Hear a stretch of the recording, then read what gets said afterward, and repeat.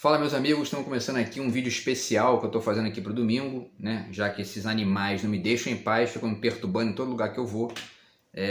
Eu vou aqui fazendo aquilo que eles não conseguem estragar, que são os vídeos do canal, tá? E aí no vídeo de hoje eu vou fazer um comentário aqui sobre uma postagem bem legal que eu vi no Instagram, tá? Na página do Pragmatismo Político, que é um jornal de esquerda, né? E aí eles estão citando, na verdade, um cara chamado Serginho Fupp, F-U-P, né? Talvez tenha a ver com alguma universidade, aí, enfim, né? Serginho Fupp. E aí o Serginho Fupp, ele fez aqui, ele colocou 10, o que ele chama de 10 contradições que existem no Brasil atual, né?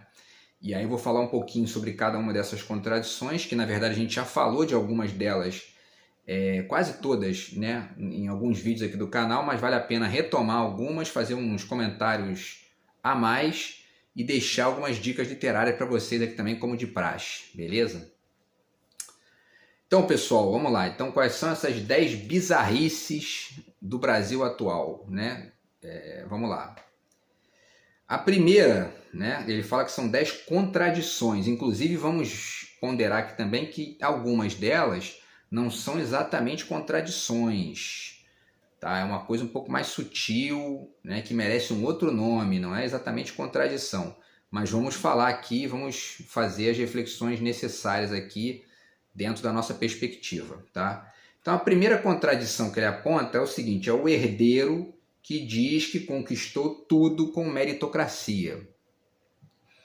Realmente, né? O sujeito dizer que, né, é aquela postura do, né, não, eu sou rico porque eu mereço, né? Enfim, nasci numa família, né, constituída, com grana e tal, eu mereço, tenho mérito, né? E essa lógica da meritocracia, essa tese da meritocracia, sustenta a cabeça da direita e da parte significativa, se não a totalidade da mentalidade de direita no Brasil, né? E, enfim, tanto os conservadores quanto os neoliberais, porque no fundo, né, isso aí está tudo misturado, né? E aí a postagem lá, né, todas as postagens ele coloca a contradição e um desenho embaixo, né, que ilustra, né, o que ele está falando. E aí o desenho dessa primeira são dois bonecos, né, a Barbie e o outro que eu não lembro agora se é Tom ou se é Bob, agora eu não sei, né, o nome do boneco lá, mas enfim, é o macho da Barbie, né? E aí os dois abraçados e a frase embaixo, enfim, todos os mesmos direitos, né? Todos têm os mesmos direitos, né? Como que a gente falou um pouco disso aqui no vídeo sobre o Pelé, né? Sobre a palavra Pelé, que o Pelé era muito criticado por isso, né? Porque chegou lá, né? Ficou milionário e tal, e não defendia o movimento negro, não defendia uma postura política ali mais ampla, né? E isso acabava gerando que ele é uma figura, né, extremamente citada pelos meritocratas, né, pelos caras que acreditam na meritocracia e ficam vendendo essa conversinha fiada aí para a população. E aí vamos lá, pessoal. Se a gente analisa a palavra mérito no dicionário de sinônimos, ela significa capacidade, dom, excelência, merecimento, superioridade e valor. E essa palavra valor, né, nesse caso tem um sentido, né, de valoroso, né? Não é o valor como se fosse valor bom ou ruim, né? Mas é o valoroso, é o bom, né? E nenhuma dessas palavras, né, tem conexão com herança, né? E assim, também não tem conexão com grana, né? Porque, por exemplo, né, o sujeito pode nascer numa família rica, ele não herdou, né, o dinheiro, né? Ele está ali, os pais são ricos, a família é rica, e ele tem acesso a escolas de qualidade, tem acesso, enfim, a médicos, né, a excelentes médicos, tem acesso a uma alimentação muito boa, pode fazer academia, pode estudar, pode fazer faculdade, enfim, pode comprar um carro, pode ganhar um carro da família e tudo mais. Isso tudo é legítimo, bacana, mas isso não é mérito, isso não tem nada de mérito, isso é acaso. É fácil entender isso, né? Ninguém pede para nascer numa família rica ou numa família pobre, até porque se fosse o caso de ser mérito, não ia existir família pobre, porque todo mundo ia dizer, não, eu quero nascer na família rica, eu não quero nascer na família pobre. Né? Fosse uma questão de merecimento, todo mundo ia dizer, não, eu mereço nascer numa família rica, eu mereço nascer com dinheiro para poder pagar as minhas contas, ter acesso a uma, enfim, né? A toda uma vida de qualidade, né? E aí, então é isso, né? Mesmo em quem não tem herança, mas tem grana, isso não se trata de merecimento, mas sim de acaso, né? E a grande figura que serve de contraponto às desigualdades econômicas decorrentes do acaso é o Estado, em todos os lugares do mundo, né? Se você deixa só o mercado funcionando sozinho, né, o que se cria, na verdade, é mais desigualdade econômica, né? O poder se concentra na mão de uma meia dúzia ali de bilionários, de milionários. Você tem uma classe média alta ali, né, de 5%, e a maioria vai ficando pobre porque o poder vai se concentrando, a grana vai se concentrando na mão dessa minoria. Isso aí é histórico. E o que tem servido, né, ainda que com várias contradições, né, porque o Estado também acaba servindo para os ricos também, né? Os ricos acabam metendo a mão ali e manipulando o Estado para poder sustentar a grana alta na mão de muita gente. Porém, se você retira o Estado de cena, isso piora, né? Isso fica pior, porque sem o Estado você não tem sequer ali mecanismos de, pô, basta você ver na Europa, né? Na Europa todo mundo tem acesso à saúde gratuita, de qualidade, o rico, o pobre, o miserável, enfim, o estrangeiro, né, o turista. Por quê? Porque o Estado está funcionando ali como um... Né, ó, o sujeito ali, ele está precisando de uma cirurgia, ele ganha tanto, esse dinheiro não paga a cirurgia, ele tem que ter direito à cirurgia. Exatamente igual ao cara que tem o dinheiro para pagar a cirurgia, se fosse o caso, entendeu? Então, quer dizer, né? O Estado funciona aí, de certa forma, para minimizar os efeitos de criação de desigualdade econômica gerados pelo acaso, que é, de fato, o grande sinônimo do mérito, né?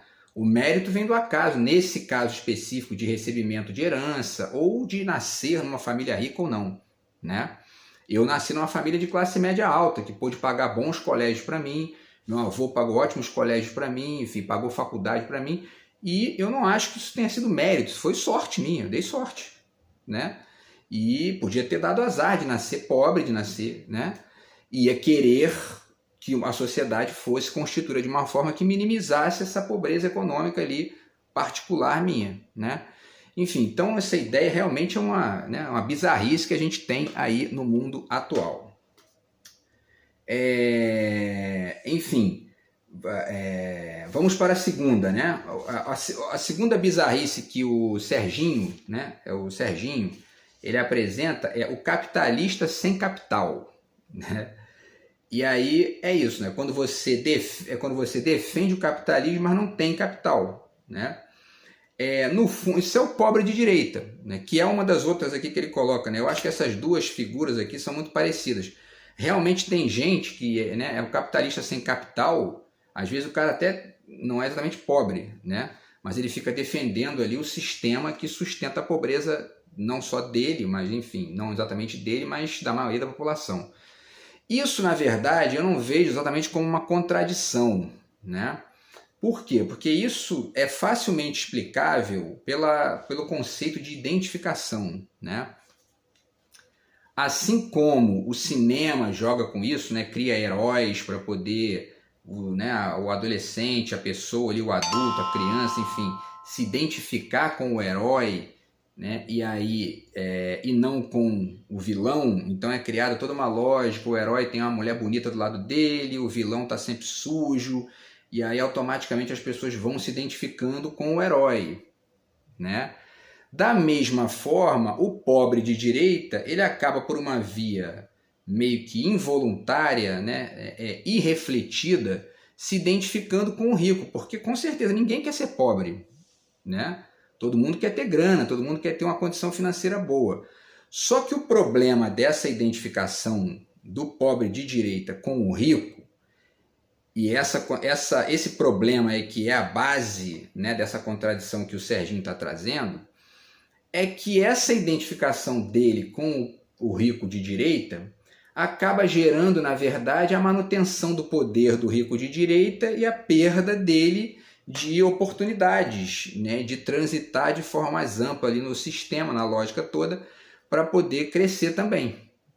Então, essa é uma identificação que ela acaba sendo um tiro no pé, né? Porque o sujeito acaba fazendo o quê? Votando num verme como Bolsonaro, né? Acreditando num pilantra como Temer, e aí esses caras entram lá, criam uma reforma trabalhista, tira direito dos trabalhadores, tira serviço público, e o sujeito que ganha ali, né, ganha seus R$ 1.500, ele perde poder de compra, ele perde tudo, né?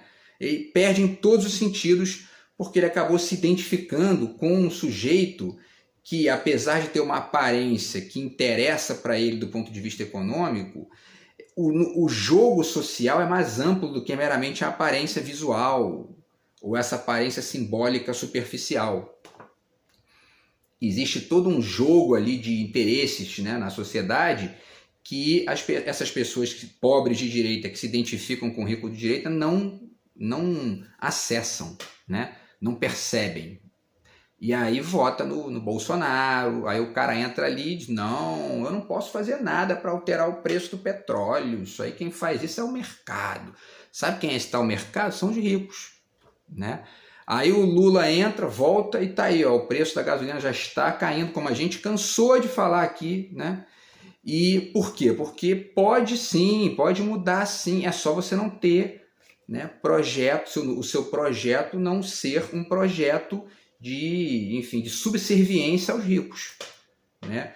Basta você não se identificar no plano ideológico com eles. Você pode se identificar, o Brizola falava, né? A gente gosta tanto da propriedade privada que a gente quer que todo mundo tenha, né? Essa é uma identificação inteligente e não essa identificação tosca de ficar, né, enfim, batendo palma para pilantra, né? O cara tá ali, entra, tira todos os seus direitos, você vota nele, entendeu? Você quer ser igual a ele, né? Isso é impossível, porque não funciona dessa forma, né? Então, essa segunda contradição aqui, o capitalista sem capital, não é exatamente uma contradição, se explica aí porque tem uma lógica de identificação meio que irrefletida, né? E que explica bem,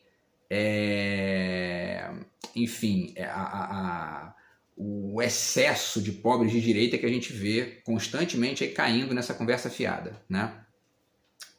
E aí deixo já 2 dicas aqui, né, nesse tema, que são esse aqui, ó, 23 coisas que não nos contaram sobre o capitalismo, do Ha Jong-chan. Tem umas coisas bacanas aqui que ele fala que podem ajudar a pensar isso aí, tá? E esse tema aqui tem milhares de dicas, né? Mas deixo essas 2 aqui, o lucro ou as pessoas, do Noam Chomsky, tá? Filósofo norte-americano. Beleza, pessoal? Vamos então para a terceira, né? Terceira contradição, tá? Vamos ver se vai dar tempo aqui, porque, enfim, se não der tempo a gente faz 5 hoje, 5 para o próximo vídeo, tá? A gente finaliza dessa forma aqui, vamos lá. Então, enfim, a terceira é o cristão favorável à tortura e à pena de morte. Eu já fiz vídeo sobre isso aqui também, falando sobre aquela ideia de que, o Bolsonaro não tem nada de cristão, né? Eu discordo, porque muita gente esquece que o cristianismo não é o que a gente vive hoje. O cristianismo é uma história, né?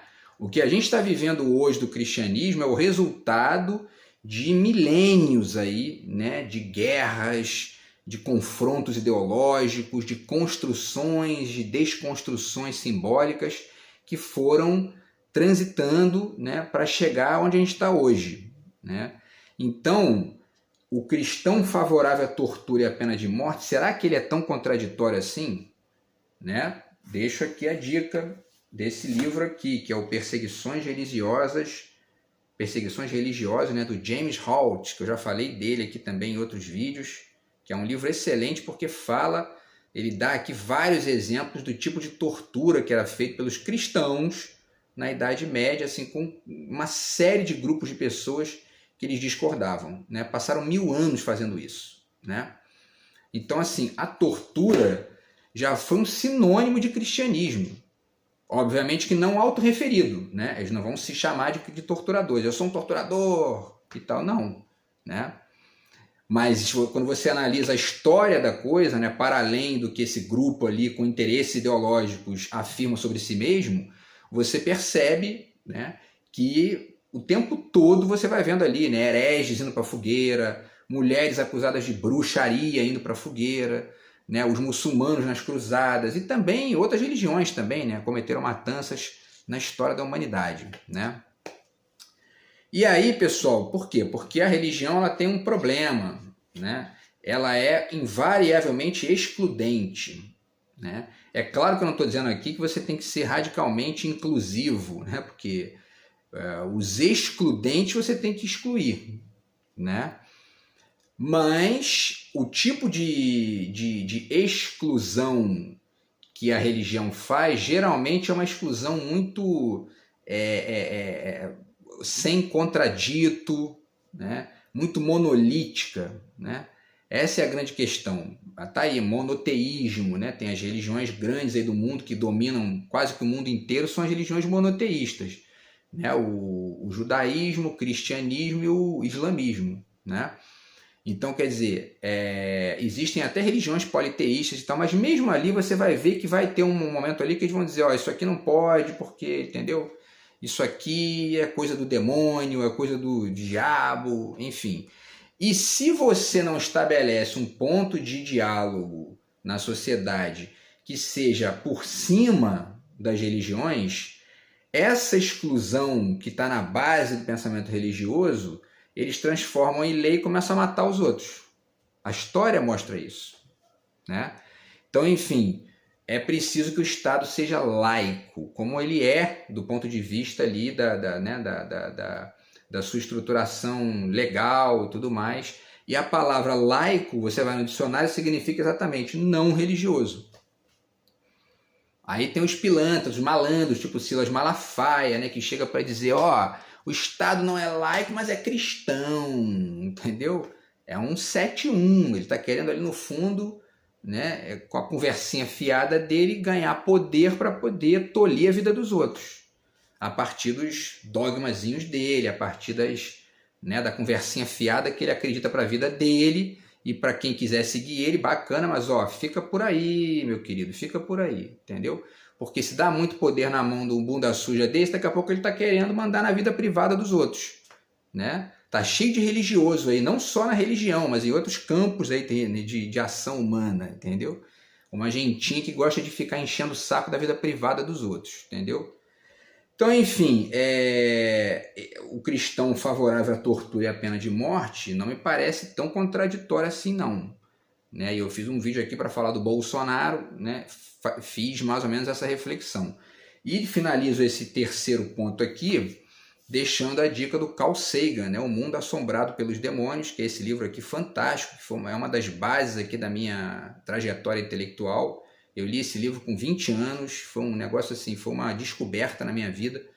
E ele fala aqui, né, dá vários exemplos sobre as contradições da religião e sobre os problemas cognitivos, enfim, né, gerados pela religião, porque para além de tudo isso que a gente já falou aqui, da violência, né, para além da violência, que é sempre um risco que as religiões carregam, existe também um outro risco, né, que é o risco da burrice, né, da estupidificação do ser humano. Eu vou fazer um vídeo aqui, um dos próximos vídeos que eu vou fazer vai ser sobre a religião também, tá? Eu já deixei até aqui ali o roteirinho para poder tentar pensar alguns detalhes dessa questão aí, mas o fato é que quando você percebe, quanto mais religioso é um povo, e quanto mais esse aspecto religioso desse povo interfere no Estado, nas instâncias educacionais, etc., mais atrasado ele é tecnologicamente, cientificamente, filosoficamente, enfim, né? Porque é isso, a religião ela tem um problema sério com tudo isso, né? Chega pro sujeito, você vê várias pessoas falando umas coisas que eu acho bizarras. O sujeito sai de uma mesa de cirurgia, a pessoa, graças a Deus que ele melhorou. Elogiar o cirurgião, que é bom nada, né? Elogiar a medicina, que é bom nada, a ciência, que é bom nada, né? A tecnologia, que é bom nada, porque né? O bisturi, aquelas coisas todas ali foram criações da tecnologia, da ciência, né? Da história da medicina, da própria filosofia, enfim, né? Mas graças a Deus, né? Então, assim, né? Se for, a gente até brinca às vezes, né? Falou, ó, então faz o seguinte, quando tiver com uma dor muito pesada no estômago, ao invés de ir na farmácia, reza, né? Reza para ver se melhora, porque aí, graças a Deus, né? Entendeu? Se você pedir um remédio na farmácia para sua dorzinha de estômago, você está fazendo ali o que a ciência, né? Você tá acessando o saber científico da história da humanidade, porque quem inventou o remédio, quem criou o remédio, quem descobriu ali aqueles mecanismos para poder melhorar a sua dorzinha de estômago, foi a medicina, foi a ciência, né? Isso não significa também que eu esteja aqui colocando a ciência num patamar inquestionável, porque a filosofia existe justamente para questionar os excessos da ciência, da medicina, dos remédios, da tecnologia, enfim, né? Inclusive dos pseudocientistas, como coloca bem o Carl Sagan no livro dele, e como a gente vê muitos por aí, né? Então, enfim, porém, a ciência tem um valor muito importante aí, né? Já deu vários exemplos disso na história, e a religião tem um problema com isso e acaba gerando essa contradição, né? Então essa é a terceira aqui. Vamos para a quarta. Realmente não vai dar para fazer todas não, vamos fazer 5 e 5, vamos dividir, tá? A quarta é uma contradição bizarra, né? Isso aqui, meu irmão, é um negócio assim, é o funcionário público que defende o Estado mínimo, né? Na época da eleição estava lá a galera dos Correios queimando bandeira do PT e fazendo campanha para o Bolsonaro, tá? Ele entrou, quase privatizou os Correios, né? E essa gente ia para o olho da rua, né? Então, enfim, né? O funcionário público que defende o Estado mínimo é a mesma coisa que a barata votando no inseticida, né? A barata vota fazendo campanha para o inseticida ganha, acabou a barata, entendeu? Então, quer dizer, não dá, né? E aí tem o desenho também que ele coloca lá, é bem interessante, que é um cara pendurado num galho em cima de um rio e cortando o galho em que ele está em cima, né? Quer dizer, vai cair no rio, né? Enfim, o funcionário público votando na direita, né? Defendendo o Estado mínimo. E só de votar na direita, não precisa nem defender o Estado mínimo, só de votar na direita o cara vai ficar 4 anos sem aumento, filhão. Entendeu? Foi assim que o Fernando Henrique deixou 8 anos sem aumento, né? E o Paulo Guedes agora mais 4, Temer, enfim, né? 2 anos ali. Então, quer dizer, não aprenderam ainda? Né? Como diz um amigo meu lá, não aprenderam ainda não? Pô, entendeu? Então, se daqui a 4 anos a gente vira aí funcionário público fazendo campanha de novo para Bolsonaro, para Dória, para essa gente, é isso aí, ó. É isso aí, a bizarrice da política brasileira, entendeu? Que mais, né? E aí, né, tem a questão, só para finalizar esse número 4 aqui, ainda tem a questão da consciência de classe, né? Que é o Marx e o Engels desenvolveram isso lá no livro A Sagrada Família deles, né? Que é a consciência de classe que é importante ter nesse ponto. O problema é que esse conceito de classe, ele é problemático, porque ele não diz muito bem o que é a vida, né? Porque a gente é um pouco a classe, mas não é só isso. A gente é um monte de outras coisas, incluindo essas identificações sutis aí que eu ponderei antes aqui do pobre de direita, né? Porque o pobre de direita, ele se identifica com o rico justamente porque a consciência de classe não é uma coisa, não resume o que a gente é, né? Inclusive você pode, né? Aliás, a consciência de classe, em certo sentido, ela pode inclusive tolir, né, o seu afã ali de melhorar de vida na sua função, por exemplo, né? Você pode, quer dizer, o sujeito, imagina, né, um jogador de futebol, ele é reserva, se ele tiver consciência de classe, ele vai morrer reserva, né? Ele tem que tentar sair dali e tentar se transformar no titular, né? Ou você tem que sair da sua classe, vamos dizer assim, né?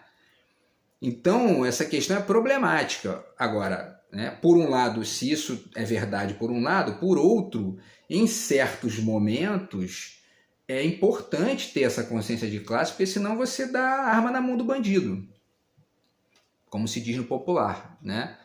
Você joga poder na mão de quem vai te ferrar depois, né?